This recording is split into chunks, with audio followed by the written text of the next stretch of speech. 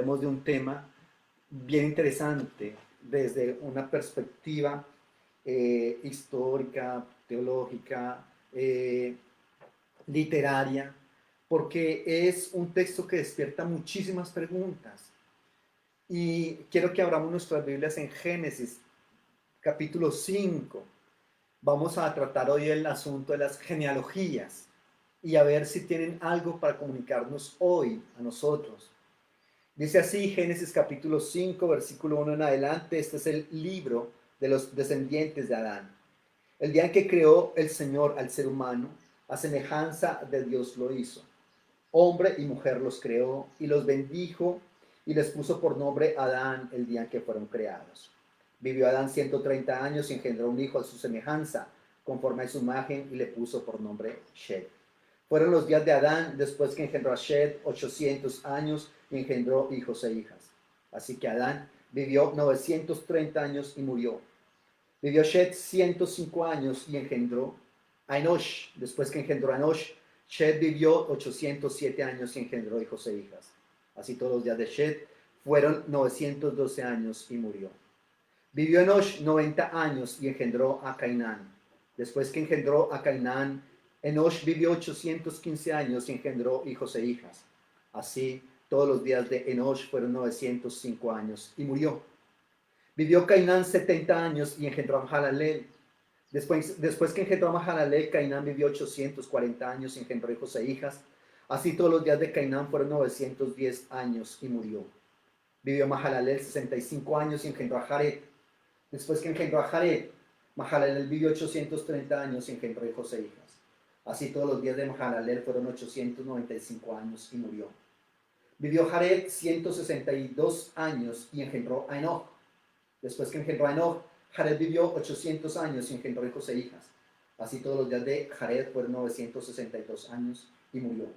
Vivió Enoch 65 años y engendró a Matusalén.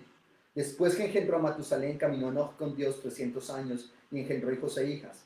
Así todos los días de Enoch fueron 365 años. Caminó pues Enoch con Dios y desapareció porque lo llevó Dios. Vivió Matusalén 187 años y engendró a Lamech. Después que engendró a Lamech, Matusalén vivió 782 años y engendró hijos e hijas. Así pues todos los días de Matusalén fueron 969 años y murió. Vivió Lamech 182 años y engendró un hijo y le puso por nombre Noé, pues dijo, este nos aliviará de nuestras obras y del trabajo de nuestras manos en la tierra que el Señor maldijo. Después que engendró a Noé, Lamech vivió 595 años y engendró hijos e hijas. Así todos los días de Lamech fueron 777 años y murió. Noé tenía 500 años cuando engendró a Sem, a Can y a Jafet. Es una palabra un poco compleja en el sentido de que evidentemente se presta para muchísimas interpretaciones, ¿correcto? El término, el texto, Génesis capítulo 5, inicia con un término que en el Génesis se repite 11 veces, que es el término Toledot. Y Toledot puede traducirse, o sea, traducido como Génesis, como generación, como relato, lista, familia. Se ha traducido como fuente, refiriéndose a precisamente a esas fuentes escritas que el autor utilizó para escribir, en este caso, esta genealogía, ¿correcto? Y ese término Toledot entonces está aquí al iniciar ese texto. Hay varias maneras de interpretar este texto. Yo tengo que referirme obviamente a ellas, ¿correcto? Porque es el principio de una explicación que pretenda darnos lecciones de vida a nosotros hoy. Hay, dependiendo de la escuela de interpretación, porque hay diferentes escuelas de interpretación del texto bíblico. Hay una escuela de interpretación que pertenece a la corriente conservadora y es una corriente que considera la Biblia como inspiración verbal con inerrancia, es decir, Dios dictó cada una de las palabras, cada una de las letras de la Biblia, las ideas sin parar de contar. Entonces estas personas por lo general tienden a tener una interpretación literal del texto bíblico y todo el texto bíblico para ellos, a menos que sea muy complejo, va a ser literal, ¿correcto?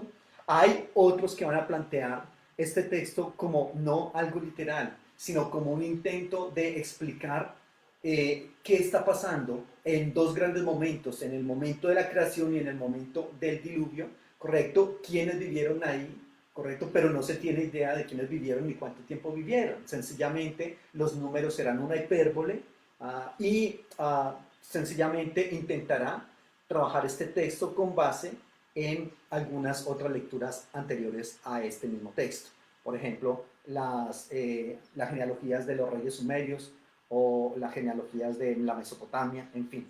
Y hay otras personas que dirán, como siempre, evidentemente nada de esto pasó, es sencillamente un relato épico o mítico, correcto, en lo cual sencillamente no se puede hablar, digamos, de esto como algo verídico, ni siquiera en un mínimo aspecto. Son como tres posturas grandes que hay al respecto, correcto. Permítame entonces hablarle algo acerca de las genealogías en el texto bíblico. Las genealogías, por una parte, lo que pretenden es representar continuidad y, por otro lado, relación. Entonces, cuidado, dos objetivos grandes para la genealogía, o dos pretensiones con ellas: representar continuidad o representar relación. Y básicamente lo que se pretende al mencionar o al trazar una genealogía es sencillamente demostrar poder, por una parte, o prestigio, ya sea político o religioso. Las genealogías en la Biblia tienen, digamos, dos posibilidades de demostración: una demostración política y una demostración religiosa. En lo político, por ejemplo, se podría decir, este rey es descendiente de este otro y por lo tanto tiene libre acceso al trono, ¿correcto? En lo religioso, recordemos que los sacerdotes, ellos trazaban genealogías 4 o 5 generaciones atrás diciendo: yo vengo de una familia sacerdotal, y por lo tanto empezaban a demostrar esas genealogías. Hay dos clases de genealogías en el texto bíblico. Una primer clase de genealogía es la lineal. Entonces tenemos genealogías lineales en el texto bíblico. ¿Qué pretenden ellas? Lo que pretenden, cuidado con lo que les digo, porque aquí está la clave de todo. Las genealogías lineales pretenden tender un puente, cuidado, entre dos hechos importantes, en este caso de Génesis 5. En este caso, entonces, por una parte está la creación y por otra parte está el diluvio. ¿Qué pasó en medio de esos dos grandes momentos en la historia de la creación y del ser humano? Entonces, lo que se pretende es intentar explicar e intentar contarnos quiénes vivieron allá, ¿correcto? Pero cuidado, nadie sabe a ciencia cierta quiénes vivieron. Nadie sabe a ciencia cierta cuántos vivieron. Por lo tanto, entonces se trabaja de esa manera, ¿correcto? Por eso tengo que decirte que el tiempo representado en estas genealogías no es un tiempo importante. A veces nosotros, reitero, a veces nos quedamos muchísimo en las cosas que son superfluas en el texto bíblico. Y muchas veces soslayamos con las cosas que son realmente importantes. Por ejemplo, en este caso, podemos decir entonces que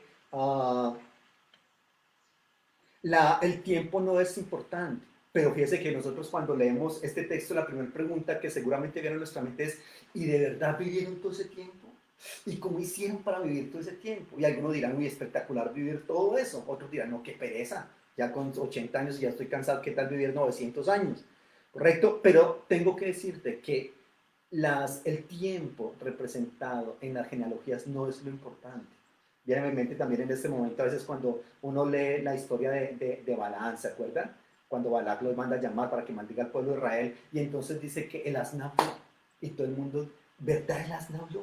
Pero de verdad eso sí, o sea, ¿qué importa que un asno haya hablado? Si lo importante es que habló el Señor, dio su mensaje. Entonces tenemos que como enfocarnos en lo que es realmente importante en el texto bíblico.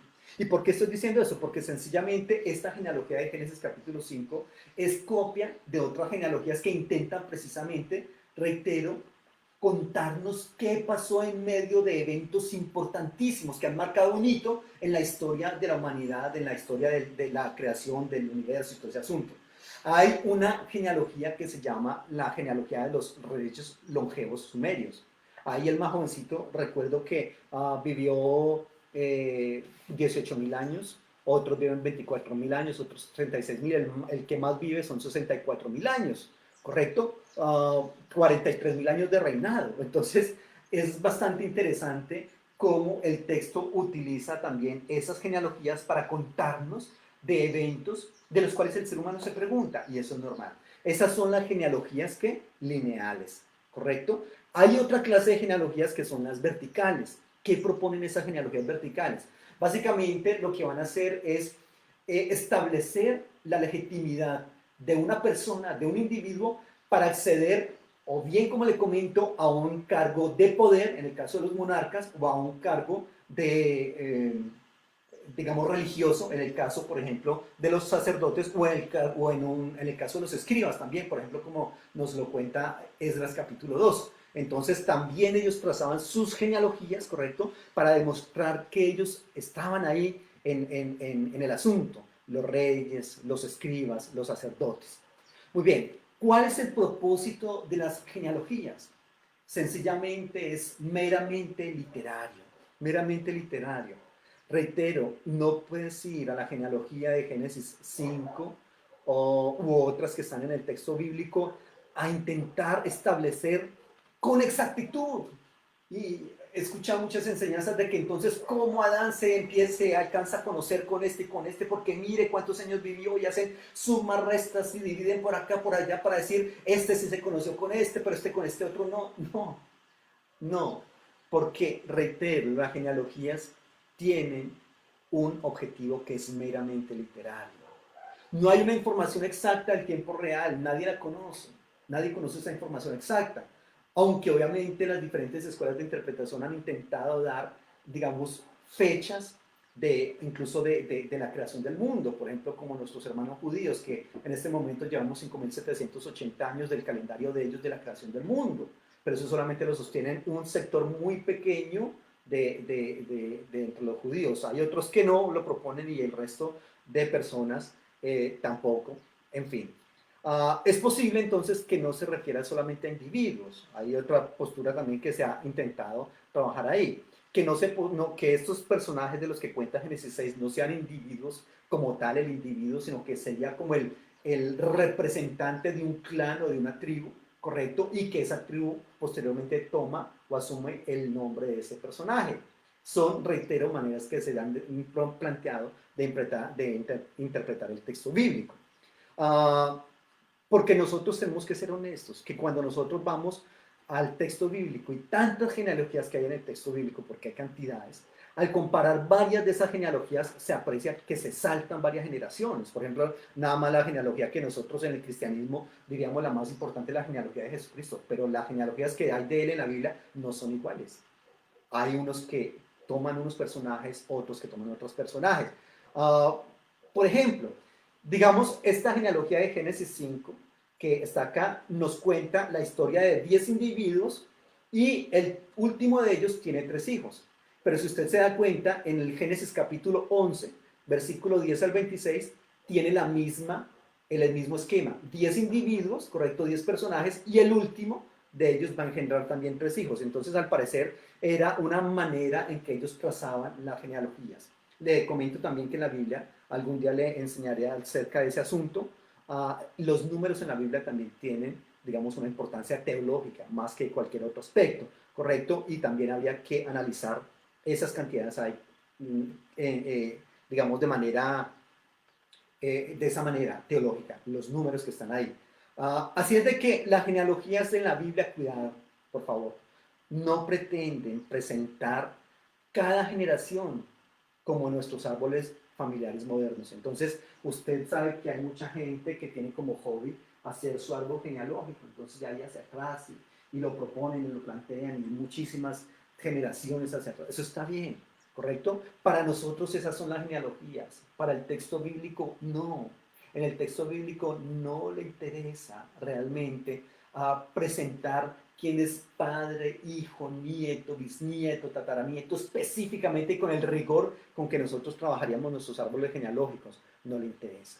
Si es desde esa perspectiva, entonces, ¿qué podemos tomar? ¿Qué podemos trabajar? Y otra perspectiva de esa interpretación de la genealogía es porque recuerde lo que yo le he venido diciendo. Aunque usted diga, no, es que definitivamente a mí no me cabe en la cabeza cómo es que esas genealogías no son eventos literales, y yo los tengo que seguir asumiendo como eventos literales porque finalmente ahí está en el texto bíblico. Muy válido y respetable, es su postura, no es la postura de la amada gente, pero es la suya. Valórela, siga trabajando por ahí.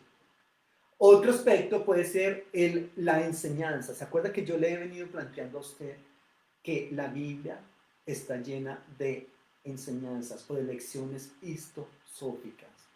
¿Cómo nos ayudan a nosotros a tener diferentes lecciones para nosotros hoy? Y eso es lo que finalmente se pretende de todos los textos bíblicos, tanto del Antiguo como del Nuevo Testamento. Reitero que de nada nos serviría a nosotros decir yo me voy a lanzar y de ahora en adelante única y exclusivamente mi objetivo de vida será demostrar que esas genealogías son reales y que los números son reales. Éxitos con eso. Me atrevería a decirte vas a fracasar, pero si quieres, dale por ahí. Pero quizás intentaste y lo lograste, demostrar que sí eran literales, pero si no extractas las lecciones de vida, esas lecciones histosóficas a partir de ese texto, no hay absolutamente nada. Creo que perderíamos el tiempo porque una cosa es la exégesis del texto y otra cosa es la hermenéutica. Ese texto tiene que decirme a mí algo hoy, ¿correcto? Algo que me lleve a diferentes aspectos de mi vida. Vamos desde esa perspectiva, a intentar hablar de cada uno de esos personajes algo mínimo. Por ejemplo, el Adán. ¿Qué significa Adán? El término Adán viene de la raíz Adama, y Adama es tierra. Y Adán significa ser humano, género humano, raza, humanidad. Y el Adán fue creado por Dios para vivir en comunidad, ¿correcto? Y ese Adán fue creado a la imagen y semejanza de Dios. Esa imagen y semejanza tiene que ver con la esencia y con la función. La esencia, es decir, el ser humano tiene una parte material que le permite comunicarse y estar en relación con Dios. En la función, el ser humano se erige como esa persona que está, como bien dice en el 1.26, 27, 28, llenen la tierra, sojuzguenla, enseñorense, etc. Y en el 2.15 dice, labren y cuiden la tierra donde usted está. Y eso era lo que se pretendía para ellos, ¿correcto? Ese poder para juzgar la tierra, para labrar y cuidar. Ese Adán era un ser humano inmortal, ¿no? Inicialmente, no eterno, porque tuvo un principio, pero sí inmortal, ¿correcto? Sin embargo, aunque vivió, según el texto bíblico, 930 años, reitero, y es mucho tiempo, no era lo que se pretendía, que él muriera. Se pretendía que él viviera una vida permanente y de muchísimos años. Así es de que inicialmente era un hombre inmortal, había sido creado entonces para no morir, impecable, correcto también, es decir, no pecaba, y una cantidad de circunstancias que adornaron la vida de los seres humanos creados por Dios inicialmente a su imagen y semejanza. Ese es el Adán. Pero nosotros recordemos que finalmente el Adán, el ser humano peca, el ser humano cae, desobedece, y a partir de esa desobediencia, entonces empiezan a haber muchísimas circunstancias en su vida, ¿correcto? Y en su relación con Dios, en su relación con el medio ambiente, con el prójimo, en fin, todo ese asunto. Y luego dice que Shed, que Adán entonces engendró a un hijo que se llama Shed. Versículo 3, vivió Adán 130 años y engendró un hijo a su semejanza, conforme a su imagen, y le puso por nombre Shed. Cuidado. ¿Qué significa Shed? Significa establecer, determinar, vestir. Significa depositar, o también puede significar imponer, o puede significar convertir a X persona en X otra persona. ¿Correcto? Eso es lo que pasó con Shed. Recordemos que habíamos dicho que el Señor creó al ser humano inicialmente a su imagen y semejanza. Pero acá en este texto nos dice que Shed vivió, engendró un hijo a su semejanza, conforme a su imagen. Entonces ya no es un hijo conforme a la imagen y semejanza de Dios, sino conforme a la imagen y semejanza de un ser que caído, de una naturaleza caída, una naturaleza pecaminosa. Y es lamentable que a Shed le toca vivir esas circunstancias, ¿correcto? Es el que lleva en gran medida las circunstancias de ser engendrado, pero entonces ya con una naturaleza caída. Por eso el texto significa precisamente determinar o establecer o imponer o convertir a este que supuestamente tendría que haber sido inmortal en alguien mortal, ¿correcto? Entonces ahí es bastante complicado. En el libro de Números 24:17 nos muestra que el Señor dice que va a destruir a los hijos de Shet. Números 24:17, ¿correcto? Y sigue la genealogía, su desarrollo literario. Entonces, luego Shet traduce, engendra un hijo. Mire lo que dice allá en el versículo 6. Vivió Shet 105 años y engendró a Enosh. Después que engendró a Enosh, Seth vivió 807 años. El tercer ser humano del que nos habla esta genealogía de Génesis 5 es el Enosh. El Enosh. ¿Qué significa Enosh? Significa caer enfermo, estar muy, muy enfermo, tan enfermo que esa enfermedad lo va a matar. Ese término Enosh significa mortal, débil. También significa traicionero, significa un hombre ordinario, significa un hombre sujeto al tiempo y al espacio. Mire qué diferencia. Aquí tenemos en el hebreo hay varios términos para hombre. Está el Adán, que es el ser humano que Dios creó, como lo estamos diciendo, con las características de imagen y semejanza, etcétera, inmortal, impecable. Y ese será, digamos, el ser humano más de mayor estatus, correcto, que fue el que hizo el Señor. Y hay otro término para hombre en el hebreo que es el enosh. Son los polos opuestos. De todos los términos para hombre en la Biblia, porque está el ish, está el ger, está el bahur, está el nar, hay diferentes términos para hombre, pero entre esos dos están aquí los dos extremos, el mejor de todos y el enosh, que es el peor de todos.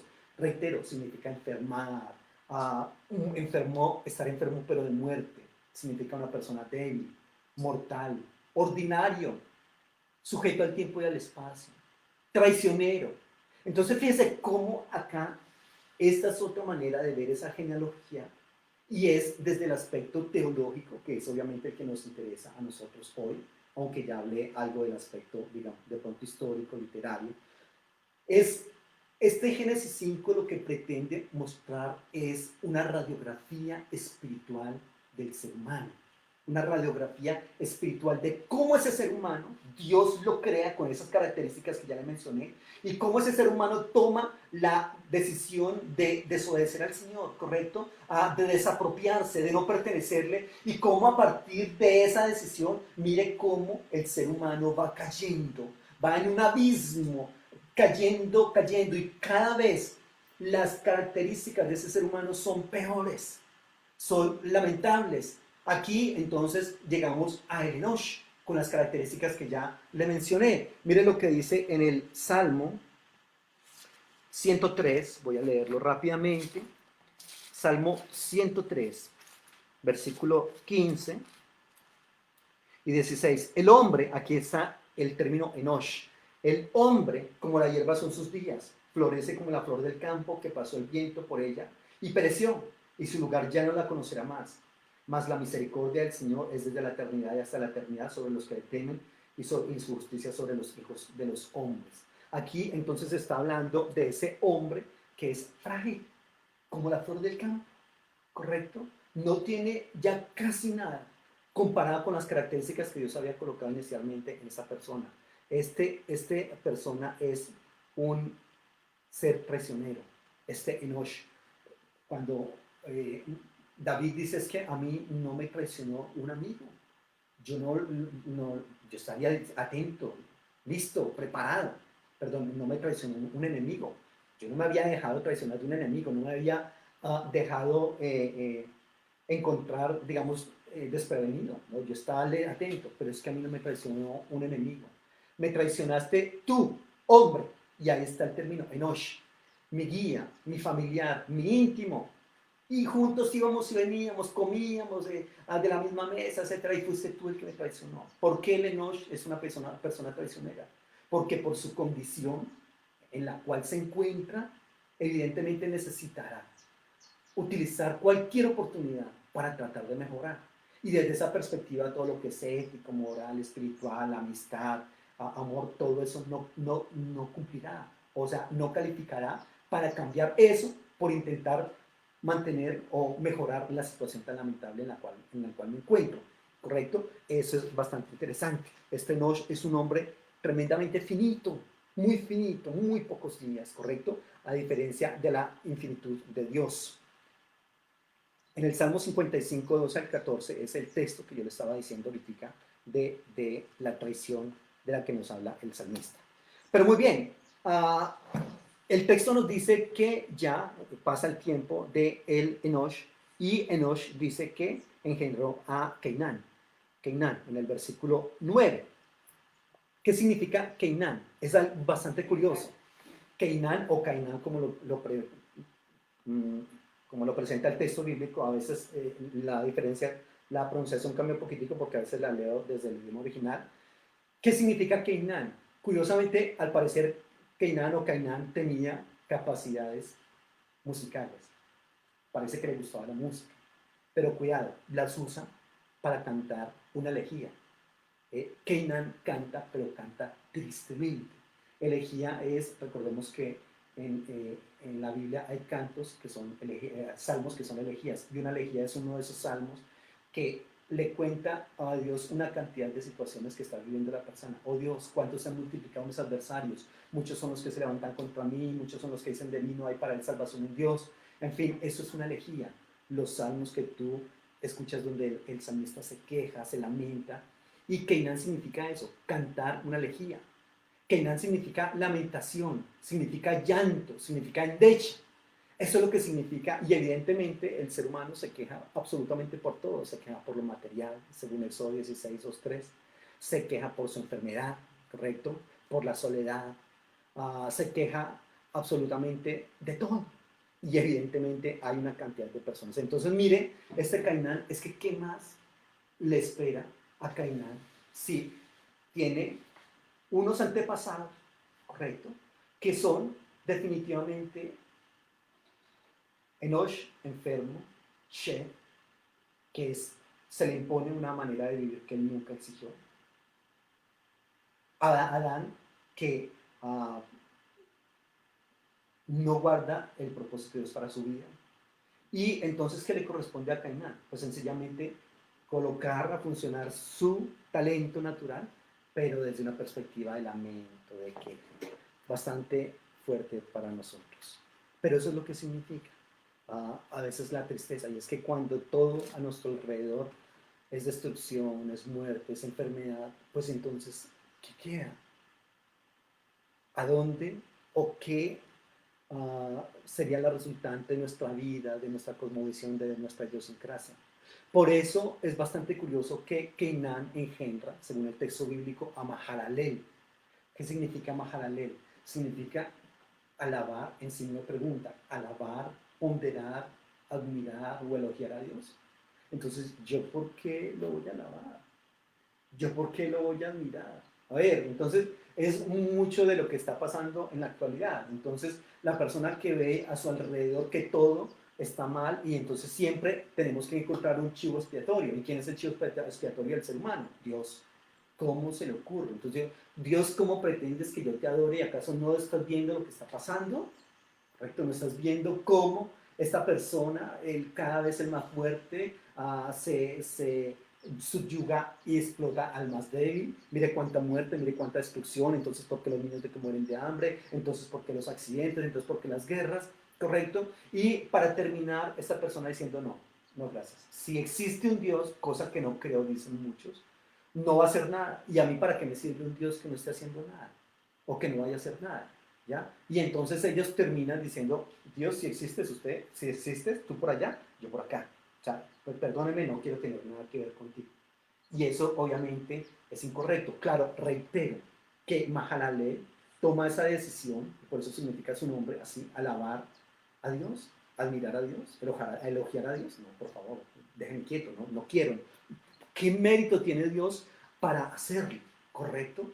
Y resulta que al tomar esa decisión, las cosas no se van a solucionar, sino que al contrario, empeoran cada vez más. Recuerde que le estoy hablando de cómo ese texto lo que pretende preferencialmente, principalmente, es hacernos un retrato de la condición espiritual del ser humano desde cuando Dios lo crea en el Adán y cómo va decayendo tremendamente. En el Salmo 141, 4,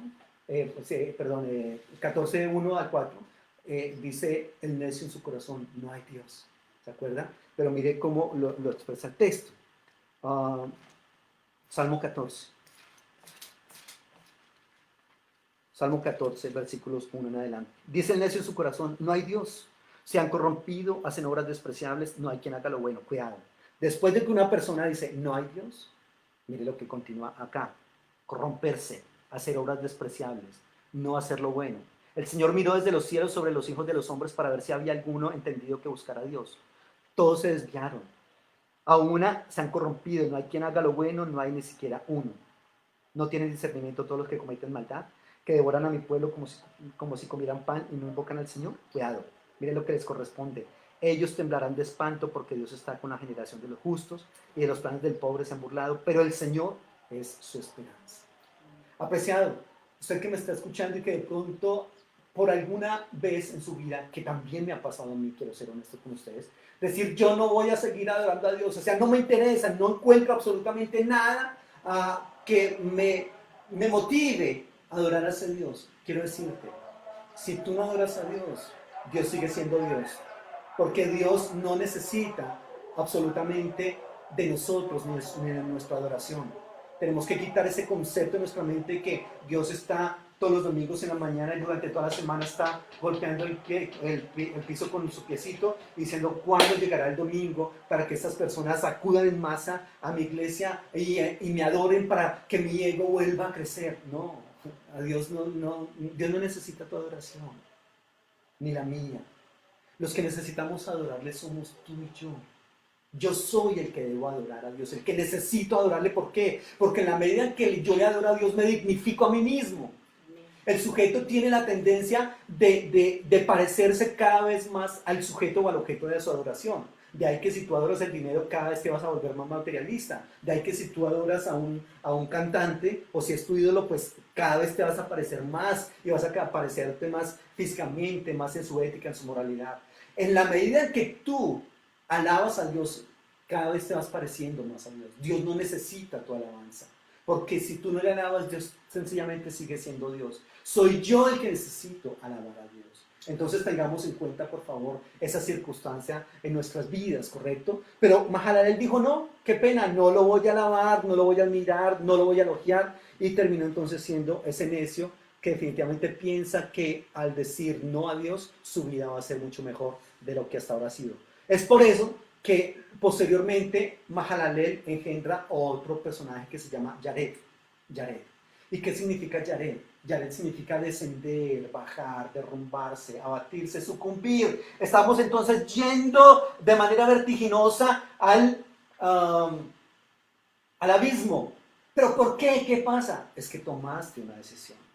Tomaste la decisión de no adorar a Dios. ¿Y qué pasa con una persona que toma la decisión de no adorar a Dios? ¿Qué pasa con los hijos de esas personas?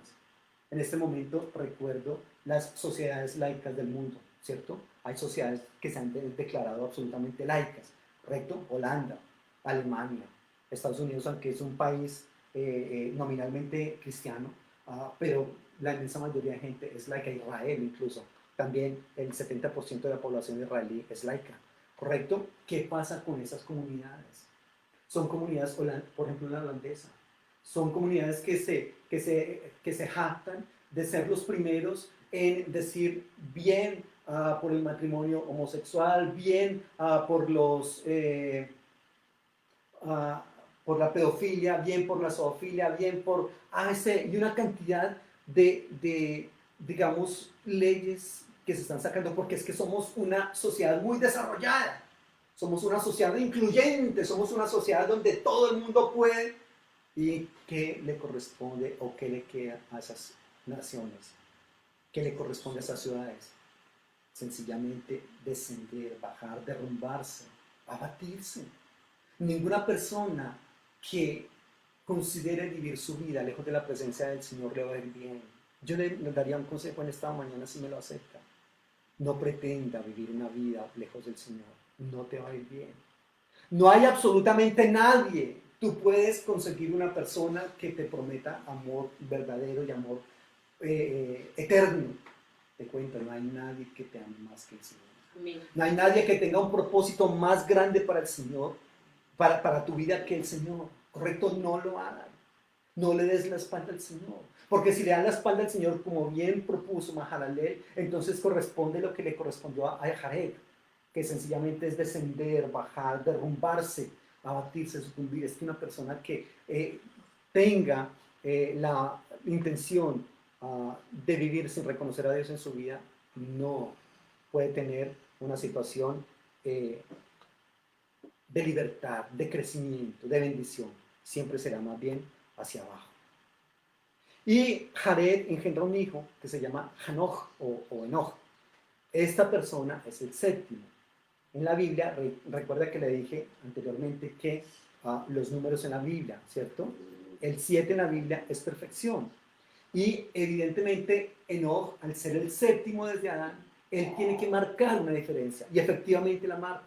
Mire que Enoch es una persona que su significado es acampar, sitiar o cercar o asediar o estrenar también puede ser, o inaugurar o acostumbrar. El séptimo desde Adán. Hebreos 11:5 nos dice que Enoch no murió, sino que Enoch agradó a Dios, ¿correcto? Y que el Señor se lo llevó. En el Judas capítulo, no tiene sino un capítulo, versículo 15, mire lo que dice Judas, versículos 14 y 15. De estos también profetizó Enoch, séptimo desde Adán, diciendo: vino el Señor con sus santas decenas de millares para hacer juicio contra todos y dejar convictos a todos los impíos de todas sus obras impías que han hecho impíamente y de todas las cosas duras que los pecadores impíos han hablado contra él. Ahí está. Estos son los murmuradores, quejumbrosos que andan. ¿De qué está hablando acá? ¿De qué está hablando este texto de Judas refiriéndose a Enoch? Vino el Señor con sus santas decenas de millares para hacer juicio contra todos y dejar convictos a todos los impíos de todas sus obras impías. Está hablando de lo que nosotros conocemos en la teología cristiana como la parusia, o la parucía, la segunda venida del Señor. Ni siquiera ha venido, desde la teología cristiana, reitero, ni siquiera ha venido la primera vez, y ya Enoch mucho tiempo atrás está hablando de cómo el Señor sin duda va a venir. De hecho, este texto también es bien importante, porque cuando al final le diré que con el significado, tomando uno de los significados de cada uno de esos personajes, se forma una frase bien interesante y que según algunos estaban planteando precisamente el advenimiento inicial de Jesucristo a la tierra, ¿correcto? Más adelante se lo comentaré. Dice que caminó Enoch con Dios y desapareció porque el Señor se lo llevó. Pero ¿cómo se logra eso? Acampando al lado del Señor, sitiándolo, es decir, estando ahí, dedicado a Él, asediándolo en el buen sentido de la palabra. Me encanta muchísimo siempre ese evento que tiene en la vida de Jesucristo cuando va a visitar a Marta y a María. A veces nosotros estamos tan agotados con tantas situaciones de la vida y el Señor le dice: ay, Marta, coloca tu nombre ahí si es tu condición. Estás tan afanada, estás tan preocupada por tantas cosas. Pero solo una cosa es necesaria y María ha escogido la mejor parte. Esa es la mejor parte de toda nuestra vida. Yo no quiero tener una vida en la cual me preocupe a diario de cuánto tengo que pagar hoy, cómo voy a conseguir esa plata, Señor, y qué hago, y estresarme, cargarme. Quiero que mi mayor preocupación sea agradar al Señor. Quiero que mi mayor preocupación sea qué le voy a dar al pueblo, qué le voy a enseñar con esta responsabilidad tan grande de pararme acá y enseñarles a ustedes. Pero quiero ver las responsabilidades desde esa perspectiva. Pero eso se logra acampando al lado del Señor, como lo hizo Enoch, séptimo desde Adán, y por eso marca una diferencia con él. Y Hanoch engendra un hijo, Matushalach o Matusalén. Este término es bien interesante, significa mandar, enviar, despachar, o expedir, o remitir, o encargar. Y también significa muerte, o sea, como mandar la muerte. Despachar la muerte, ¿correcto? Tiene la característica, por ejemplo, cuando una persona dispara una flecha. Ahí, más o menos, ese era el asunto, ¿correcto? Y evidentemente esto es lo que pasa con Matushalah. Pero mire lo que significa Lamech, que es el hijo finalmente que va a engendrar Matushalah. Lamech va a significar, cuidado, desesperanza, desesperanza. Lamech significa por qué, para qué. Y curiosamente, Lamech tiene una característica y es que Lamech es el que engendra a Noé, según el texto bíblico. Y Lamech, mire lo que dice allá en este texto, donde dice, vivió Lamech, estoy en el versículo 28, vivió Lamech 182 años y engendró un hijo, y le puso por nombre Noé, pues dijo, este nos aliviará de nuestras obras y del trabajo de nuestras manos en la tierra que el Señor maldijo. ¿Correcto? Después que engendró a Noé. Entonces, aquí Lamech hace algo bien interesante, pero bastante lamentable. El término Lamech significa desesperar, desesperanza. ¿Para qué? ¿Por qué? Ah, no me interesa nada. No quiero nada. Que venga la vida como tiene que vivir. Coloca la confianza en el Hijo, porque dice, este nos aliviará de nuestras obras y el trabajo en nuestras manos. Cuidado, dice, es de la tierra que el Señor maldijo. Entonces es una típica persona de esas que ve su vida y dice, no, es que a mí me tocó vivir las consecuencias de lo que vivieron mis padres, de lo que vivió, y mi hijo es el que me ayudará a lidiar con esa situación. Y su responsabilidad propia, individual, ¿qué? Su responsabilidad colectiva, ¿qué? No quiere hacer nada, está desesperanzada. Vivir por vivir la vida. Eso es lo que pasa con Lamech, mis apreciados hermanos. Y Lamech vive 777 años. Es el total de los años, es decir, la plenitud de la perfección en cuanto al cumplimiento del tiempo del juicio que el Señor iba a enviar en la tierra, que recordemos que el juicio era el diluvio, ¿correcto? Y eso es lo que está pasando. Y por último está Noé. ¿Qué significa Noé? Significa descansar, asentarse, depositarse, reposar. Dice la Biblia en Génesis 6:8 que Noé halló gracia ante Dios, que era un varón justo, versículo 9, que era perfecto y que caminó con Dios Noé, y Noé fabricó un instrumento de salvación en la persona, en el arca, correcto, según el versículo 14, estoy en Génesis 6.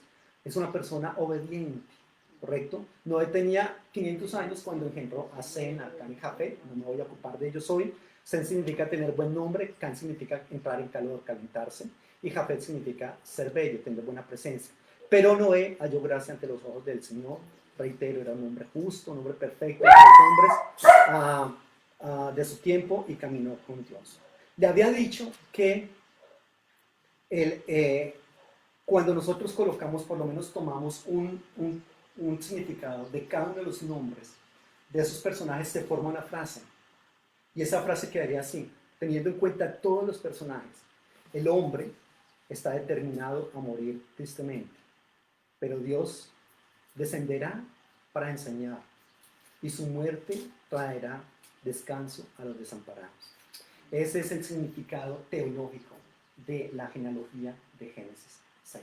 Así es de que es importante que nosotros tengamos en cuenta esto, mis amados hermanos, y que independientemente de que si es un evento histórico, de que si es algo literal, lo importante es el contenido teológico de la misma.